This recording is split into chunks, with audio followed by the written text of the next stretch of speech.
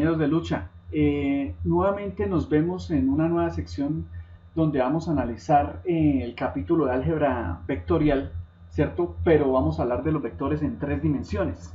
Aquí definitivamente va a ser más interesante, muchachos, porque lo que hemos aprendido de sistemas de referencia, ¿cierto? En tres dimensiones, tanto cartesianas, cilíndricas, esféricas, podemos ver la aplicación de ellos acá, ¿sí? Por lo menos para cartesianas y cilíndricas en este ejemplo, ¿sí? Y lo que más me gusta, compañeros, es que esa herramienta vectorial que aprendimos en dos dimensiones, que de pronto la veía uno por encima como tan sencillita, como que sin gracia, mire lo importante que puede ser para solucionar un problema que puede ocurrir. Sí, son problemas cotidianos o situaciones que podrían presentarse y que usted definitivamente las puede observar en la naturaleza y usted puede decir, oiga, sí, ya sé cómo detectar o solucionar un problema. Sí, porque incluso aquí vamos a hablar algo más adelante de lo que tiene que ver con cinemática, es decir, movimiento de cuerpos, pero bueno, no me quiero anticipar tanto, igual lo que vamos a ver es algo mínimo. Así que muchachos, por favor preparémonos y leamos el ejercicio.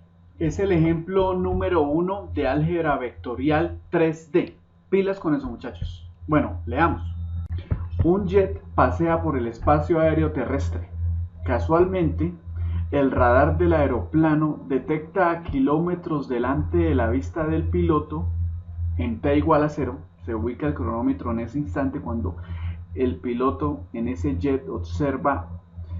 ¿Qué observa? Un diminuto meteorito que va a impactar contra una pequeña ciudad. Bueno, el ejercicio es apocalíptico. ¿Listo? Habría que mirar de qué manera hay que atacarlo. Entonces, continuemos.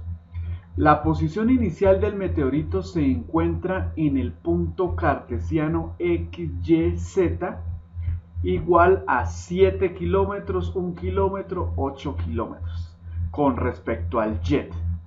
Bueno, no voy a seguir leyendo más, compañeros. Pues si usted gusta puede leerlo todo, pero sería perder el tiempo porque volveríamos a leerlo. Entonces, compañero de lucha, ¿cómo se ataca esto? Primero, nos está dando la posición de un meteorito con respecto al jet. El jet obviamente debe estar en el aire, ¿sí? Entonces, es ahí, compañeros, donde se hace necesario que antes de ubicar al meteorito, ubiquemos al jet a cierta altura. Eso no importa, pero lo que sí importa es que el que está viendo el espectáculo es el piloto del jet, ¿cierto? Entonces, evidentemente, él es el observador donde va a tener tres coordenadas, 0x, 0y y 0z. Cualquiera puede decirme, profe, pero el jet está a una altura de la Tierra, ¿por qué 0z? Sí, es cierto, está a una altura de la Tierra, pero no, eso sería, si nosotros miráramos o leéramos una altura con respecto a la faz de la Tierra, significaría que el espectáculo lo está viendo un terrestre, que está obviamente mirando hacia arriba, ¿sí? Y eso sería complicarnos sin necesidad. Es más fácil para nosotros que el jet o el piloto del jet sea el observador, ¿sí? Entonces al piloto del jet, compañeros, vamos a ubicarle el origen 0, 0, 0, ¿correcto? Eso es lo primero que hay que hacer. Y a partir de eso, compañeros, vamos a ubicar a los demás puntos tridimensionalmente. En primer lugar, pues ubicaremos al meteorito en su posición inicial. Mire que está en coordenadas cartesianas, ¿sí? Así que será súper sencillo. Entonces lo primero que vamos a hacer es trazar un sistema coordenado. Por lo tanto, compañeros, como el ejercicio es tridimensional, pues hay necesidad de ubicar a los tres ejes, al eje X, al eje Y y al eje Z. Vamos a usar las coordenadas cartesianas. ¿Listo? Vamos a ver la aplicabilidad que tienen estas para la ubicación del meteorito. ¿Correcto, compañeros? ¿Cómo se hace eso? Por pedagogía, recuerden que el eje X es el que está entrando a la pantalla, mientras que el ancho de la pantalla es el eje Y y el alto el eje Z. Entonces me voy a concentrar en el eje X y en el eje Y, que es el plano horizontal. Recuerden que el jet obviamente está en el aire, ¿cierto? Y como dicen en el ejercicio o sugiere, hay que hacer la ubicación del meteorito con respecto al jet. Por eso, de alguna manera, por simplicidad, se deja que la coordenada 000 sea para el observador de la aeronave y no para un observador terrestre, porque de lo contrario nos complicaríamos. Ya si fuera por un observador terrestre, pues evidentemente el jet tendría una ubicación, por ejemplo, 0,01 kilómetro subiendo, ¿sí me va a entender? Por ejemplo. Entonces nos complicamos, compañeros. Entonces es mejor no complicarnos, sino dejar que él es el que está observando, de tal manera que hacia arriba él ve positivo, hacia abajo ve negativo, pero no significa que esté sobre la faz de la Tierra, no. Él está a una altura. La faz de la Tierra está a menos cierta distancia de él, pero no nos interesa. Por lo pronto nos interesa es que él está en el aire y va a detectar el meteorito. Bien, después de aclarar esto, entonces voy a hacer lo siguiente y es, voy a considerar el trazo del eje X. Miren, nosotros sabemos que para el meteorito en coordenadas cartesianas tiene un valor de 7 kilómetros. Esos 7, vamos a hacer un bosquejo, muchachos. No puedo decir yo que esto es como le digo yo, esto es estandarizado. No, esto es un bosquejo. Entonces yo, por ejemplo, pongo aquí 7. Ya cuando hagamos el cálculo analítico, evidentemente ese sí ya es el cálculo como tal, ¿cierto? Ya es el cálculo como tal. Ahí por lo pronto pongo el 7. ¿Listo? 7 kilómetros en dirección X. Listo. Bien. Después, en dirección Y necesitamos también ajustar un valor que es 1 kilómetro. Que por ejemplo, un bosquejo para esa ubicación podría ser esta. ¿Sí? Puede ser ese. Listo. Que pues bueno, la verdad no quedó interesado. Pero entonces más o menos quiero que se entienda la idea. ¿Sí? Ese sería el bosquejo. ¿Listo? Y ese valor vamos a colocarle, por ejemplo, 1. ¿Sí? Yo creo que está bien así. 1. Listo. Entonces, esos dos puntos, como ustedes los ven, por ejemplo, este 7 aquí me estaba molestando. Voy a ponerlo aquí abajo. Esos dos números nosotros sabemos perfectamente, muchachos, que ellos van a generar una sombra. Es decir, la proyección de ellos dos, que es esta proyección que ustedes ven aquí en 2 dimensiones, esa proyección va a generar una sombra. ¿Sí? Una sombra. Y esa sombra, evidentemente, esa sombra que será esta que está aquí, será de alguna manera, muchachos, la sombra del meteorito en ese plano, ¿sí? La sombra del meteorito, insisto, en el plano, ¿sí? En el plano del jet, en el plano horizontal del jet. Voy a colocarle ahí un color, listo, para que se vea que es la sombra. Así como este punto de color negro que no lo había nombrado ni le había dicho que era, esta es la sombra de este jet, ¿sí? En ese plano YX, ¿correcto? Por eso es que dibujé este círculo ahí de color negro, la sombra. Entonces está la sombra del jet y esa va a ser la sombra del meteorito en esta posición, ¿sí?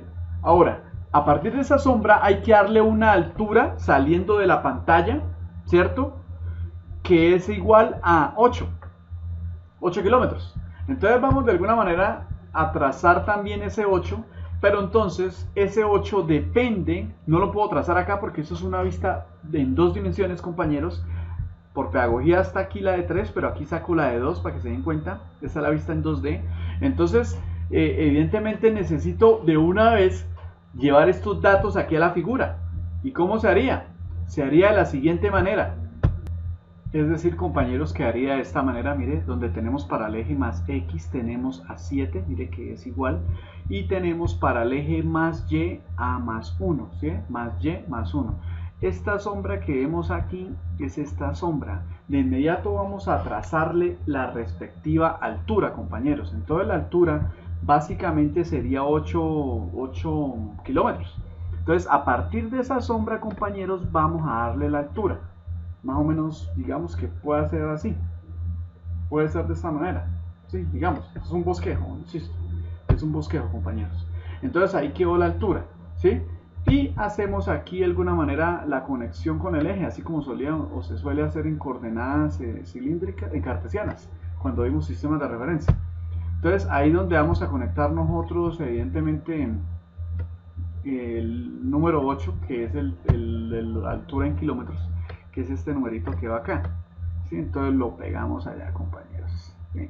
Lo pegamos allá, ese es 8. También se puede hacer la línea punteada, Se dieron cuenta, la hice punteada como para hacer más pedagógico que estas líneas son imaginarias, ¿sí? Son posicionamientos, porque más adelante vamos a hacer el trazo del vector.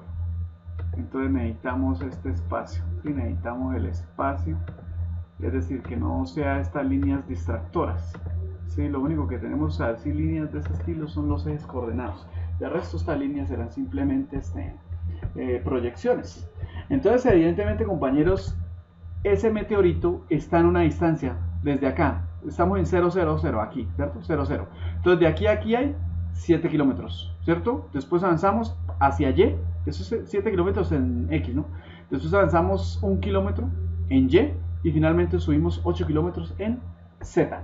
De tal manera que ahí encontramos evidentemente al meteorito, ¿correcto? Ese meteorito, compañeros, vamos a representarlo pedagógicamente o didácticamente como una imagen. Esta imagen. Entonces vamos a poner aquí el meteorito, lo voy a poner aquí en todo el vértice. Listo. Vamos a poner ahí por pedagogía, lo pongo ahí. Listo. Ahí está el meteorito, ¿sí? Evidentemente el jet está detectando, o el observador está detectando ese meteorito. ¿Cómo lo puede detectar? Pues lo puede detectar de la siguiente manera, compañeros. Voy a adelantarme al ejercicio. De pronto algunos ya lo leyeron completo el texto, pero voy a adelantarme. Evidentemente el observador está viendo a ese meteorito. Él lo ve avanzando 7 kilómetros en X, después 1 kilómetro en Y y subiendo 8 kilómetros en Z. Pero nosotros sabemos que la suma de esos tres vectores da un solo vector. ¿Recuerdan? Y ese solo vector, compañeros, ese solo vector es este. La suma de esos tres vectores o esos tres recorridos es este vector, ¿cierto?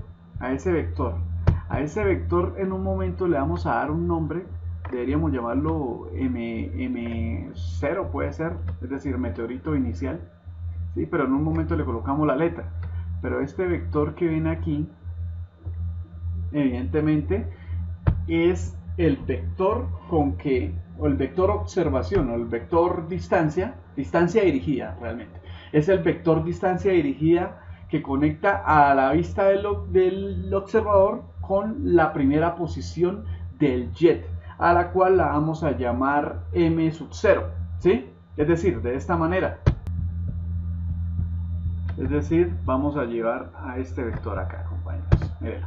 La posición inicial del meteorito que teníamos anteriormente, ¿cierto? Evidentemente la vamos a dirigir. Ya no la tenemos como un punto, sino realmente la vamos a tener como un vector, compañeros, miren, ¿sí?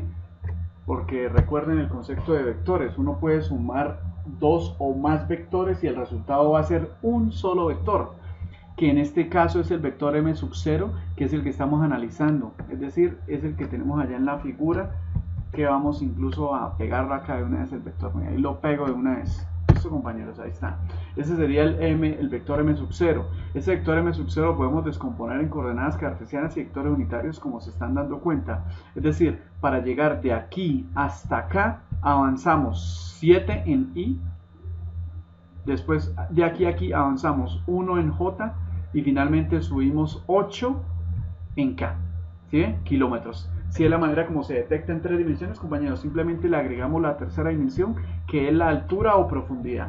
Y ya hemos detectado, evidentemente, al vector posición inicial del meteorito con respecto al jet. Y de alguna manera estamos respondiendo el inciso A del problema, ¿correcto? And I don't want the world to see me, 'cause I don't